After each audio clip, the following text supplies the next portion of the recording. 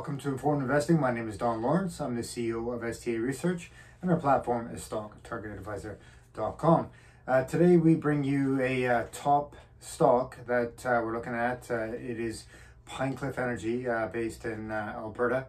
It's an oil and gas producer. They also produce some base metals as well, like copper, and they also do produce precious metals like gold and a bit of silver.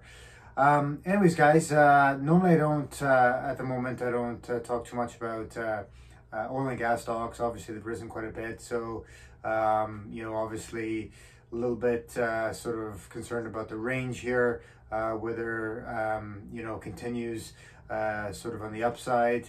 Obviously, it's appreciated. The oil and gas stocks have appreciated quite substantially over the course of the year so far. Obviously, if any resolutions are as such come into effect with regards to the European conflict there, we're going to see these oil and gas stocks drop quite considerably. So generally speaking, I'm a bit cautious with regards to that because, of course, you can never tell the outcome, what's going to happen. However, with Pinecliff Energy, I'm sort of one oil and gas stock that I think is just superbly run. I love the management. The CEO, Phil Hodge, is shrewd. I think he's just excellent. There is really sort of push that company dramatically forward. And one thing they've done that most companies in the space don't do is they've just come out with a dividend. Not only, a lot of times it's a meager, like 0.25% or something like that. Well, they've come out with a dividend of 5%, and I think it's game changer. It is a game changer for the stock and for this sort of sector as well. Obviously, back as some of 15, 20 years ago, out west Alberta and as such, a lot of the energy companies were based as trusts, and they had high yields. Of course, a little bit different structure, than the stocks of today. But however, 5% yield is incredibly good. Some of these trusts were yielding 10, 15%, which, as I say, structure different. So, entirely sort of different way to sort of look at, evaluate, engage them. So if we look at this, I think this is going to sort of gain a lot of, a lot of new investors, a lot of new retail investors that are searching for yield, especially a lot of retirees and such. So I think this is this stock's coming on the radar, and I think obviously it's hit a high, it's pulled back a bit, consolidating. It might have another push. Now I think of course we have, as I said before, we have to consider the effects of what's going on in Europe.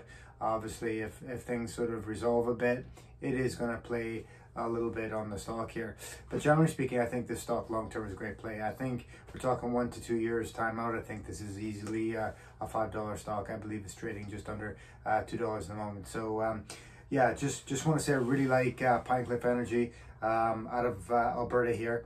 Let's just go through some of the metrics here. So we have an average analyst rating of a strong buy.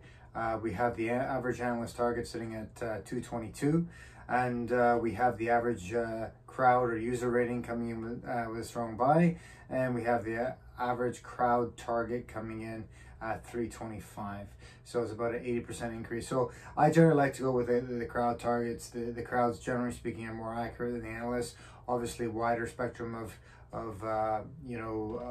pool of ideas and more so than analysts, which tend to sort of focus on one or several analysts, and it's very narrow in their scope and perspective. So yeah, so I'm very really like this stock. As I say, there's not a lot of oil and gas stocks that I'm particularly bullish about, but certainly I really like this here.